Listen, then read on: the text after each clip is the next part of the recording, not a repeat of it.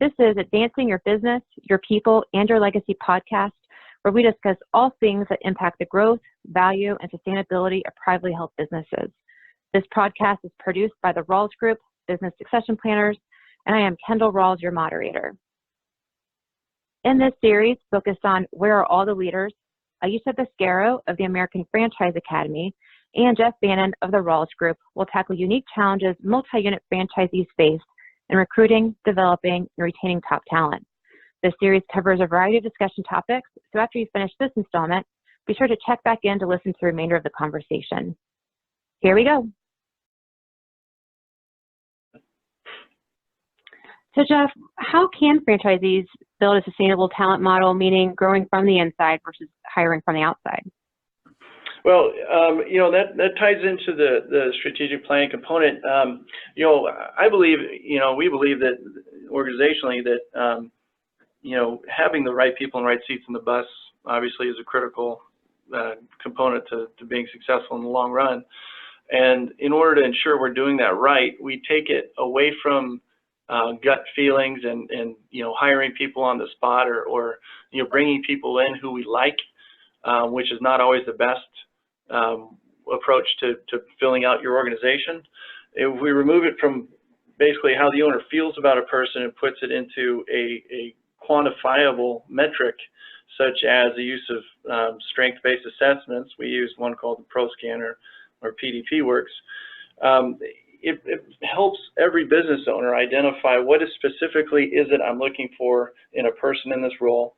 And as we interview through the process, we can have them take these assessments and essentially match them up to what their strengths are in alignment with the job description, and then move away from whether or not we like a person, and stop hiring based on, as I said before, their past performance was good, or et cetera, et cetera. But we put it in a quantifiable measurement. So implementing that type of tool, number one, helps people get in the right seats in the bus, and number two, becomes a coaching tool to say, number one, this is your self-awareness.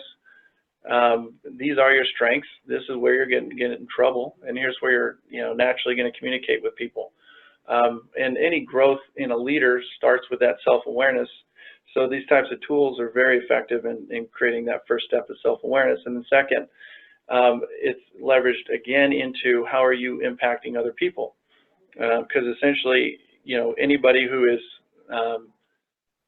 supposedly developing a leadership role without anybody following is basically taking a walk. They're not effective as a leader. So they need to understand the way in which they affect other people. And, getting your middle management into a position of knowledge from self-awareness and knowledge of their impact on communication with people is very, very impactful on the likelihood of future success of the business.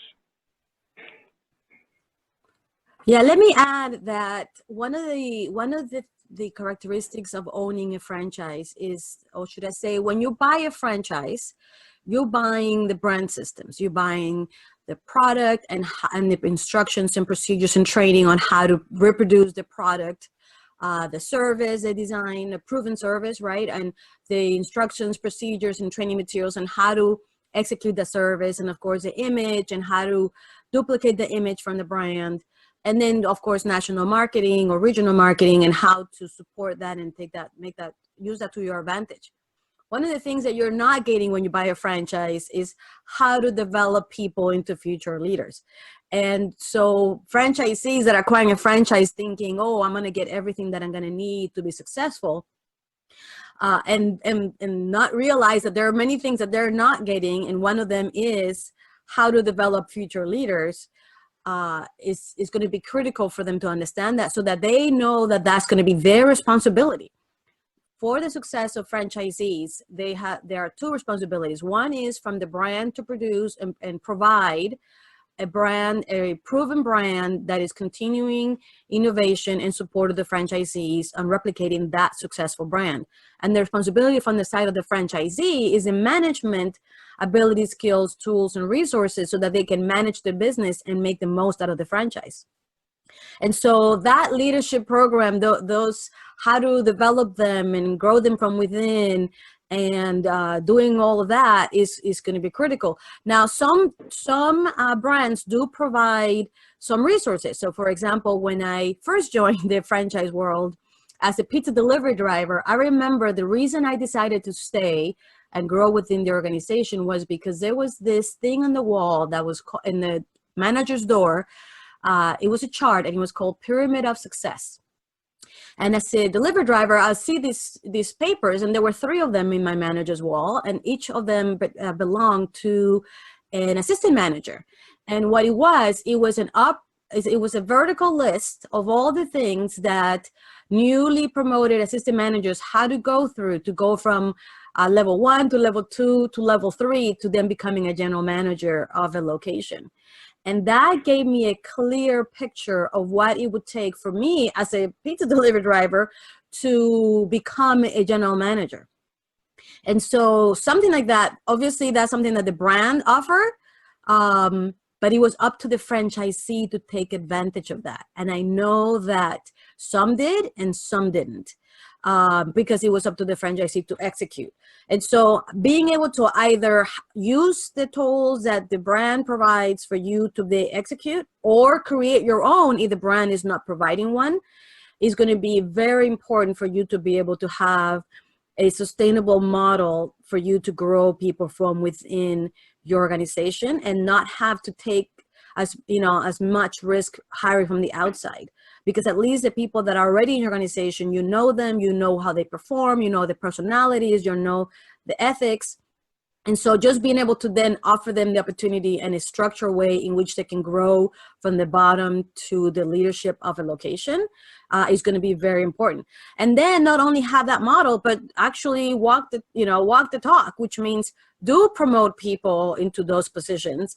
And then as you are promoting people that go through that process that you create, others in your organization are going to see, wow, not only is it in the wall, it's there, but it's true, it really exists and is really applied. Because I remember Joe, who started here as a, car wash cleaner, and now he's going off and being promoted to run his own, car wash, or his own, dry cleaners, or, et cetera, whatever brand that is. And so I think that if you have that structured process for you to develop your people and acquire the skills that they're missing to eventually lead, and some people might be doing it faster than others, and it's okay, and then actually execute it and promote people, that is what's going to give you the people inspired to stay with the organization and go through the process, because they are going to be able to have that opportunity to grow and be the leaders that they want to be, and not only increase the ability to grow, but also their income, and their future, etc. So I think that's going to be crucial for them to be able to have that ongoing model and be able to have more people from within being promoted and grow than from the outside and taking those high risk decisions. Advancing Your Business, Your People, and Your Legacy is produced by the Rawls Group and hosted by me, Kendall Rawls. Thank you to Aichia Bascaro with the American Franchise Academy and Jeff Bannon, a succession planner with the Rawls Group, for their expertise and content contribution to this series.